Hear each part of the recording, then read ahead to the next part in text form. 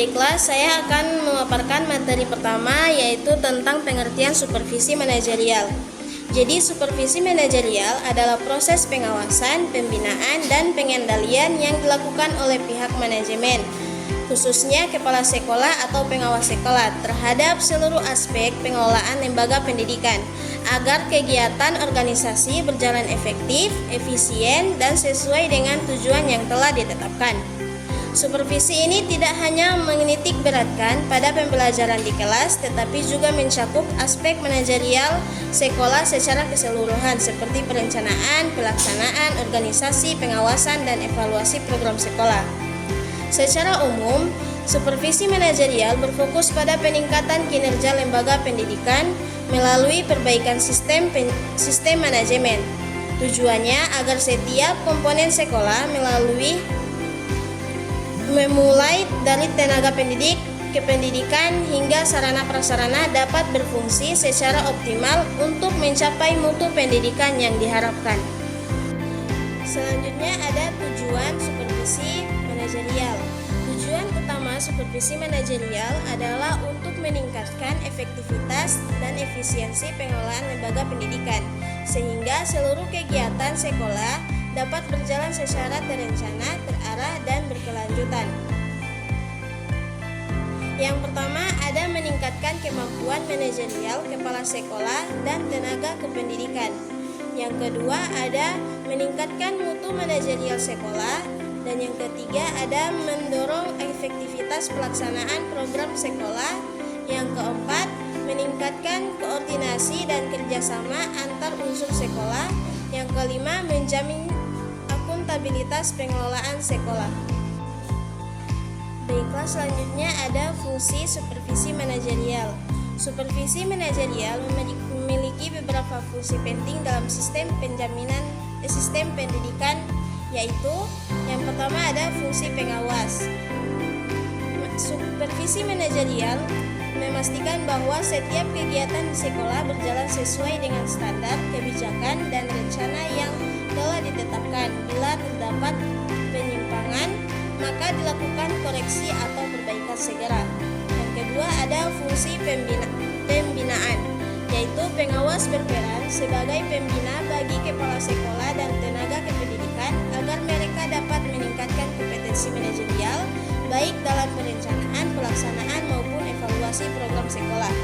Yang ketiga ada fungsi penilaian, yaitu melalui supervisi manajerial dilakukan penilaian terhadap efektivitas pelaksanaan program sekolah, pencapaian kinerja, serta tingkat ketercapaian tujuan pendidikan. Hasil penilaian ini digunakan sebagai dasar pengembalian keputusan perbaikan. Keempat ada fungsi koordinasi, yaitu supervisi membantu menciptakan keseluruhan kerja antara bagian di sekolah seperti bagian kurikulum, kesiswaan, sarana prasarana, dan keuangan agar tidak terjadi timpang tindih dan semua bekerja menuju tujuan yang sama. Yang kelima ada fungsi motivasi. Pengawas juga berperan memberikan dorongan moral dan profesional kepada kepala sekolah serta staf untuk bekerja lebih baik, bermotivasi terhadap peningkatan mutu sekolah. Yang keenam ada fungsi pengembangan, yaitu supervisi manajerial menjadi sarana untuk mengembangkan potensi lembaga seperti peningkatan mutu layanan pendidikan, efisiensi pengelolaan sumber daya, serta adaptasi terhadap perubahan kebijakan pendidikan nasional. Baik, hanya itu yang dapat saya sampaikan. Selanjutnya akan dilanjutkan oleh rekan saya. Ini saya akan melanjutkan materi sebelumnya, yaitu pelaksanaan supervisi manajerial.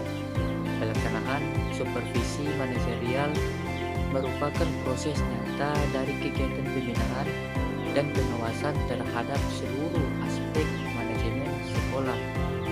Tujuannya untuk memastikan bahwa fungsi-fungsi manajemen seperti perencanaan, pengorganisasian, pelaksanaan, dan evaluasi berjalan sesuai dengan prinsip efektivitas, efisiensi, dan akuntabilitas. Supervisi manajerial biasanya dilakukan oleh pengawas sekolah atau madrasah yang bertugas memberikan bantuan profesional kepada kepala sekolah dan tenaga kependidikan dalam meningkatkan mutu pengelolaan sekolah. Pelaksanaan ini tidak hanya bersifat pengawasan formal, tetapi juga pembinaan yang berorientasi pada peningkatan kemampuan manajerial kepala sekolah serta pengembangan kelembagaan sekolah secara berkelanjutan. Selanjutnya, beberapa tahapan pelaksanaan supervisi manajerial.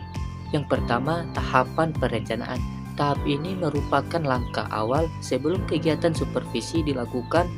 Pengawas sekolah perlu menyiapkan seluruh hal yang diperlukan agar pelaksanaan supervisi berjalan efektif dan terarah. Yang kedua, tahap pelaksanaan. Tahap ini merupakan inti dari kegiatan supervisi, di mana pengawasan melakukan observasi, penilaian, dan pembinaan langsung terhadap pelaksanaan fungsi-fungsi manajerial di sekolah. Yang ketiga, tahap evaluasi dan tidak berlanjut. Setelah pelaksanaan supervisi, pengawas perlu dilakukan evaluasi untuk menilai hasil kegiatan dan menentukan langkah-langkah lanjutan.